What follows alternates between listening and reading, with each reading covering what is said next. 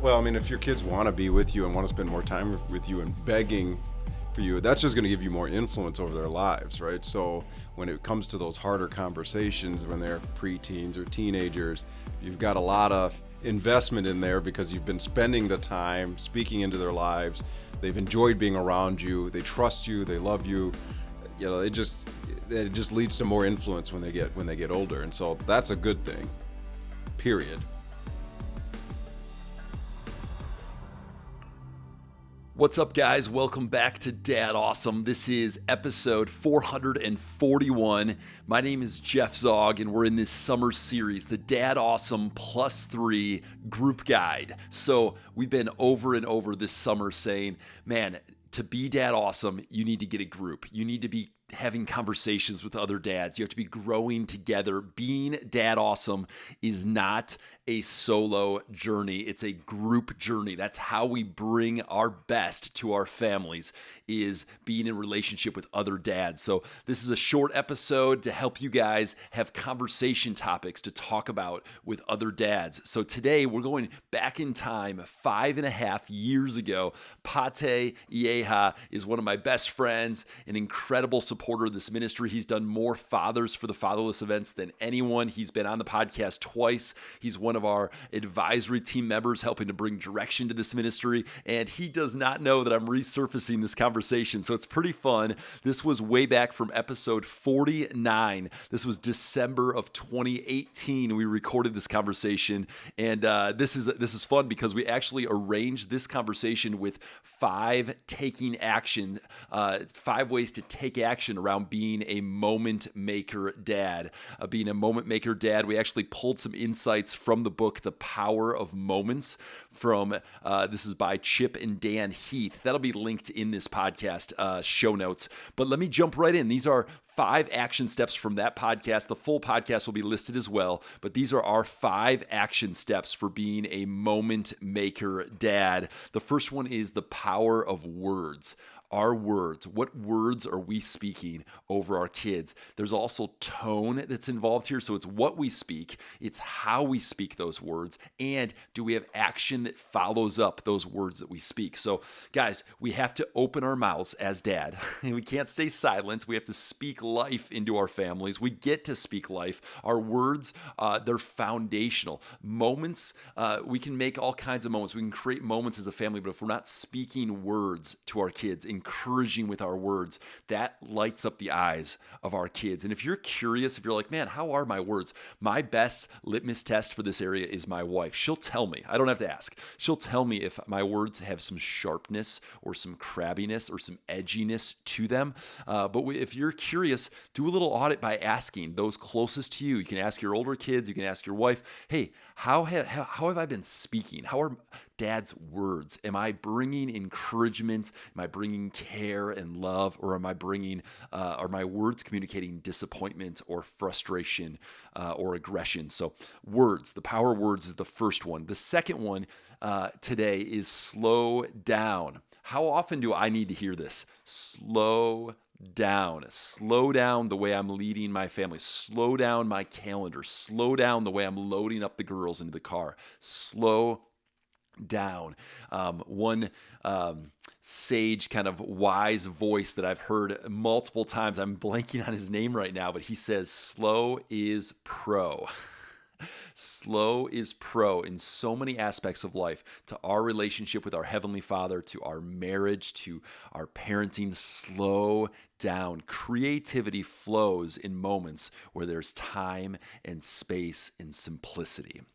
The next action step today is around technology. Guys, does my phone or computer screen or TV, is it adding to, is technology and screens, are they adding to the creativity in my home, the closeness with my family? Are screens and is technology inspiring closeness and love and care and creativity? Or do video games and screens and movies and shows and social media, does technology subtract from what I want my family to be?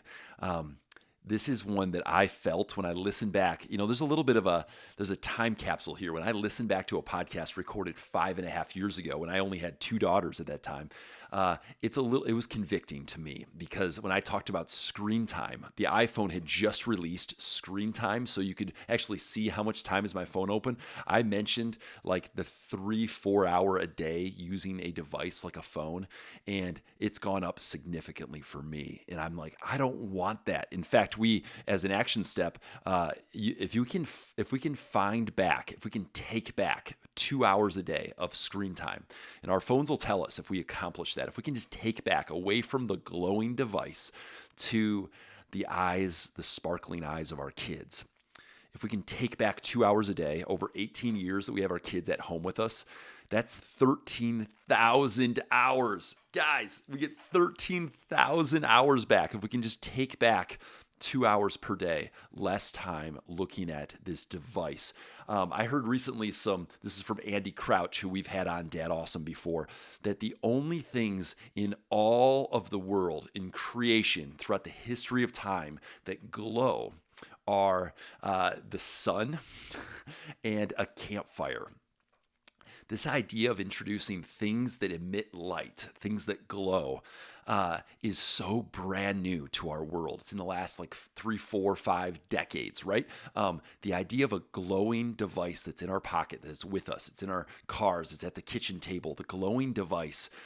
It was only campfire and the sun. You can't even look at the sun. It's too powerful. So it was like looking at a campfire was your one option for something that glows. It's mesmerizing. It draws our attention. Well, the phone is doing that, and it's harming our families. It's harming my family, the amount of time I spend on my phone. So that was the third thing, is technology, and man, we could spend a lot more time there. The fourth one is sticky moments. Here's a clip from 5.5 years ago with Patei Iyegha. Sticky moments. Number 4 is sticky moments. The example from the book was mystery waffles. Fried Eggs Friday is what I brought up, is something I've been doing for about 6 weeks now.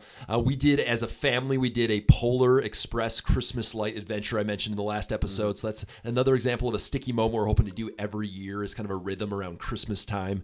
But the whole concept here is, can we create moments that our kids, again, their eyes are filled with wonder and they want to do it again. They're asking for it again. We're creating those kind of ongoing sticky moments as a family. Patei, what would you add to ideas or even reasons why creating sticky moments are important? Well, I mean, if your kids want to be with you and want to spend more time with you and begging for you, that's just going to give you more influence over their lives, right? So when it comes to those harder conversations, when they're preteens or teenagers, you've got a lot of investment in there because you've been spending the time speaking into their lives. They've enjoyed being around you. They trust you. They love you. It just leads to more influence when they get older. And so that's a good thing, period. For sure. And, sticky moments, I think it's important not to get caught up in coming up with something super unique and that nobody else is doing. The kids love it that you spend time with them. And, one of the things that we do is just father-daughter date night. And it can be a date night or it can be a breakfast. But it's dad, it's a daughter. We go out. I treat them like a lady, and pay for dinner, obviously. And it's just about them. The phone's gone. It's just asking them questions about what they enjoy, what's going on, and they love it. And they can't wait till it's the next time. And they want to find out when's the next time we could do it, which is hard because of my schedule. But they're looking for it. They're looking forward to it, and so that's a I don't want to say easy example, but that's a pretty low fidelity. You got to eat, yep. and you just take them with you, and so you don't have to get bogged down with trying to come up with super fancy ideas. Not that I'm thinking that Fried Egg Fridays is super fancy. Sure. It's just you got a nice There's a whole title spectrum. to it. There's a spectrum sounds to good. it. That Yeah, one sounded yeah, good. it sounds good. I got to come up with some fun sounding names for But things. exercising together is Right. one that you guys do. Right. I mean, climbing the rope in the Right. backyard. My wife just came up with one. She called it Starbooks. It was a Starbooks date, and Right. she brought her little stars, so my 3 daughters, to Starbucks to read books. Right. And again, it's a play on, but they were like, Oh, they were it's just awesome. they loved it, and it was they got to split. They actually split the hot cocoa, so she paid for one small hot cocoa, and they put it in 2 little cups for my my 2-year-old and 5-year-old, and she got her coffee, and they sat, and just by being in a different location, reading books together, Right. they felt like it was special time with mommy. So we can create all over, and they actually mentioned, or I think Ross brought it up, engaging the different senses, that sometimes if you just change your location, change, a taste can be a connection with your senses. Again, Right. not just go, hey, let's just watch something or let's just listen to something, but Right. try to combine some of the senses. That can help to make them more moments your kids are asking for Right. more often. And connect with them. It's just, I mean, at the end of the day, that's what you want, is that connection with them, so that they're asking for more, because Yes. it's like, this is me. You have shown them that they are special, that they're worth your time. That's right. And they eat that up. The 5th action step this week with our Dad Awesome +3 group guide for you guys is do a family values audit. So we can say that this or that is important. We can say, man, we can put it on the wall. We can say, this is our family values. We're going to be this and this and this. This guides and directs our family. But when you do an audit, it says there's 2 truth tellers to my values. It's time and money. So I can look back at where have I been spending money? Where am I spending money? And where am I investing my time? You can look at those 2 things. My calendar reveals my priorities. Your finances, where you invest money, reveals what matters most in your life. So what do I value? And this conversation that Patei and I had around this, it's like, man, we need to often look into where am I spending my time and where am I spending my money, and say, is this aligned with what I care most about? And first, we have to actually do a little bit of introspection around, like, what do I care most about? What do I hope is true about my family, about my journey as a dad? But I want to encourage you guys, do a family values audit. It starts with, if you don't have some family values, things that guide your family, we need to go into and prayerfully go into that process. But man, this is so valuable. And I've done time studies before where I've actually looked at, man, where is my time going, and does it align with those values? I mentioned this at the top of the podcast, but the book, The Power of Moments by Chip and Dan Heath, so valuable for us as dads. And this idea of, man, can we just create with intentionality in these 5 areas we talked about today, can we help our kids want to be closer to dad? Patei talked about this, like this idea of closeness. If we can just have closeness, we have to put our screens down for closeness. We have to press in with our time and our money if we want to have closeness. We have to slow down if we want to have closeness. And we have to speak. Man, the power of words are more powerful if there's closeness with our family. So those are our top 5 action steps this week on this Dad Awesome +3 group guide. Praying for you guys, cheering for you guys.